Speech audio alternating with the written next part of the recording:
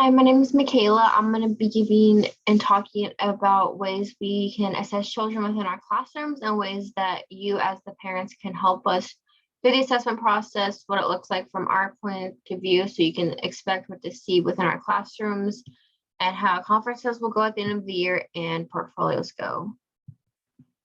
Start off sharing our presentation.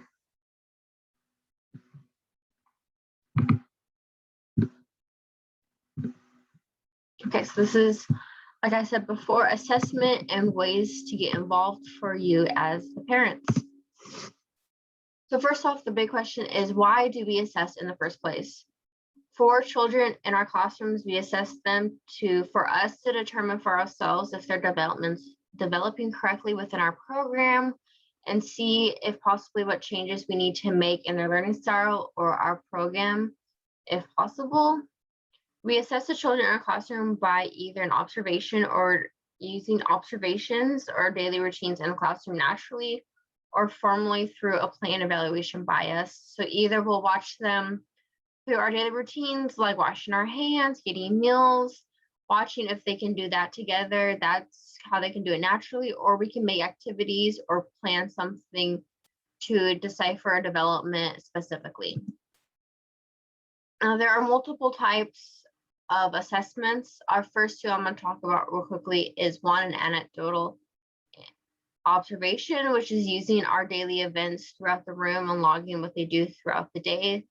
As I use for examples, like we document when their nap time was, when their feedings were, how much they ate, how long they slept possibly, and just using those as ways to observe their development and how things like that affect it.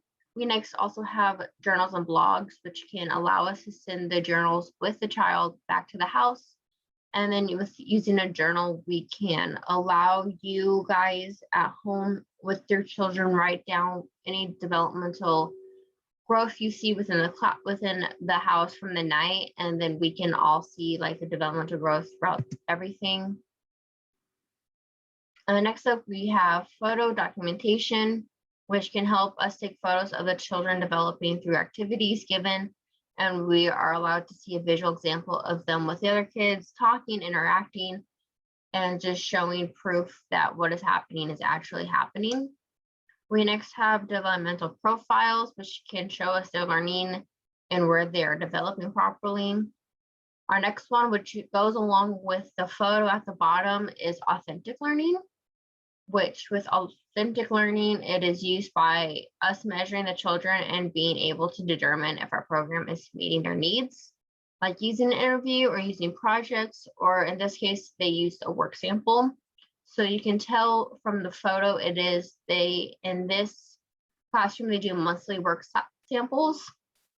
So they probably choose a month, and then we'll have the child, I'm guessing, I don't specifically know what this one's about, but I'm guessing from looking at it, they'll post a photo of the kid in it from that month. So this one's September. They'll post a picture that the child drew, have the child write its name down, and then we'll ask probably the same questions and then see how the answers alter. And so by using this authentic learning, we're able to see the child develop their photos, like how they change throughout the year, how they grow up and all that. We're also allowed to see how they develop using their drawing skills, using their motor skills and their handwriting, how their handwriting alters throughout the year and gets better, hopefully, with using the right techniques. Our last two I'm going to talk about real fast that are, in my eyes, the most important are the ones that we put the most work in. We do put work in all of them, but these two, I think we put the most work in and have the most information that's needed for you guys is one, a standardized test, and also a teacher designed assessment. So we're going to first talk about the standardized tests. Most people do know standardized tests. They're used throughout every grade that I know of by now. They're still trying to now almost use them in kindergartens now, but we use them as types of tests as ways for us to test their overall growth from the entire year. and we can figure out what they know and what they learned from our program in the year, and just see, oh, this is how Susie was in September. And then we'll come back in June right before summer break, and we'll do a standardized test to see, did they actually like develop properly? What did they learn from this year that they didn't know last year? Were they able to learn what needed for them to learn to go on to first grade or kindergarten, or so on and so forth? With standardized tests, there are 4 types. There is an achievement test, which can show the child's achievements. There's an aptitude test to measure their incidental learnings. There is a personality test to test and see their emotional strength. And there's lastly an intelligence test to study their functions. Now, with going to standardized tests, we need to make them. And this is going to give you a little input on how people make standardized tests for us, or how we as teachers make them for your child. So first, we need to determine the purpose behind the test we're going to make. Are we going to use it to test their math skills? Are we going to test it on their reading skills, on their social emotional skills, things like that? And then with that, we'll determine the best format for the test. Do we want to go ahead with it in different approach? What way do we want to go with it? Do we want, just think of ways that will best fit the children or the child, whether it's for just one person or if it's for a whole group. Usually it's for a whole group. With this, we will go ahead and make multiple experiment forms of the test. So let's make like 3 or 4 examples, and then we'll assemble them. And I think it's best to allow other teachers or other people who are in the program making tests, allow them to look over it, make sure we have everything properly. Even though we are the teacher, we always make mistakes. So I think just allowing them to read through it, make sure our test looks correctly. And then before we go, our last step would be making a testing manual for when the test is going to be made officially and it's going to be given to the children. You give a testing manual saying how long the test should be, hopefully, the grade, the objectives behind giving the test, what we want to see come out of it, ways we can give it to children with special needs or English as their second language. So if we need to give it in their foreign language, if we do that, give that test in that language. So if you want it in French and in English, provide both of them so we can make sure that they're both correctly ultimately. Next, we have a teacher designed assessment. With teacher designed assessments, they can help us make accurate decisions on their development. They can support our decisions we make for the child in our classroom. They can support our diagnostic decisions and support us making decisions in the classroom. Obviously, not all the time people will agree with decisions we make for your child, which is okay. With using teacher design assessment, it can support our findings for you to show you that we did find this, and this is why we said what we said earlier about your child and how to do stuff. And also allows for the evaluation of our program overall. Ways we may assess the child for using teacher designed is by letting them arrange letters, letting them arrange shapes by different categories, or by using worksheets or flashcards.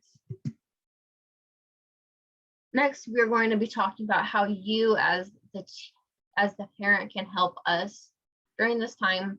This is a time where we think parent involvement is key and crucial. I think overall that parents need to be involved all throughout the entire year, because I think children work the best when they know that their parents are involved, and enjoy being in the classroom with them, especially in the classroom they are in. And want to ensure that you feel like you're able to help during our process of assessment, as we see that as key during this time. We feel it is important as the teachers to initially start with having a firm partnership and trust between both of us. So getting to know each other either during the beginning of the year, during like get to know each other time, or if there's a night where we all get together and get to know each other and learn about each other. I think that's a great way, because we want that initial partnership. So when it comes to assessment, we can come to you with everything that we find. And with that trust, you'll be able to think that our diagnostic is correct. even though it may be something you may not want to hear. This also allows us to, as the teacher, learn about your culture practices in your family, because not everyone is the same. We're all different. We're all culturally different. We're all unique in our own ways. And so with having a partnership and trust, we can learn ourselves what practices you have in the classroom. And if for some reason your culture, we need to assess the children differently because of your culture, we know how to do that with that partnership and that trust that you give us. We also will have, if for some reason English is your second language, or you don't speak another language, you speak a language that is not English, we will try our hardest to have a translator, and we will have communication issues to ensure we hear each other properly during this time. Our last thing for how you can help is we want tips given to us by you. You are the child's parents or guardians, and so you know your child best. And so we want to hear your tips that you have for us, and we'll take those to heart and think about those and try implementing those if we strongly agree. What to expect at the end of the year. So portfolios and conferences, what do those look like? So we may choose from 3 different types of conferences to do with the child. Excuse me. The first one will be a student-led conference, which we will talk about. The next one will be a 3-way conference between myself, the child, and you guys, the parents. And the third option is a group conference where all the teachers will all of the parents will get together in my classroom. And instead of going one by one, you guys will all hear about the children as a group, how they have developed. And then if for some reason you do want to talk afterwards, one-on-one, we can talk about individually, maybe there's some aspects your child has hit higher than others or lower than others. We can talk about that. But overall, the group conference talks about everybody's achievements as a whole. We typically go through the entire year keeping pieces to show at the conference to show growth from the child and keep them in a portfolio, which we'll talk about here in a minute. If a student conference is given, your child will be the one leading the entirety of the conference, and I will just be there to assist them in any way, make sure that they do everything properly. So on the right, the photo on the right shows a 3-way conference between the teacher, the 2 parents, and then the student. And then the one on the left is a student-led. Most times, if children are younger, like kindergarten or 1st grade, we try to give them a checklist of what to talk about, make sure they talk about everything they need to, have maybe a little cheat sheet for themselves of what to say during the conference, just to ensure that they do feel comfortable knowing what they're talking about.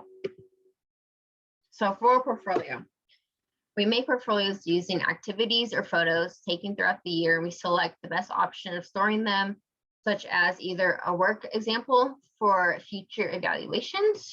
We use an evaluative portfolio for future curriculum, so we can use it for our curriculum plans, our lesson plans.